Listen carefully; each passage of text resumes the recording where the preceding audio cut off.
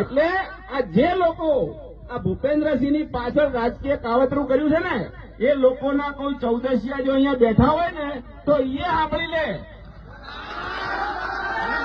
જો કોઈ બેઠો હોય ને આમાંથી આમ આગળ પાછળ કે આમથી જે ભડાકા કરવા હોય ને કરી લેજો, બાકી ભૂપેન્દ્રસિંહને વટથી છોડાઈશું.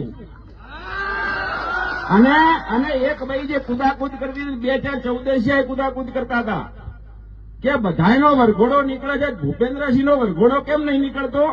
અલ્યા તમને બતાવીશું, ભૂપેન્દ્રસિંહ જે દાડ છૂટશે ને એ દાડ અહીંયાથી ઘોડા ઉપર લાવીશું. અને વરઘોડો એને કહેવાય. તમે શું અમારા વરઘોડા કાઢતા હતા?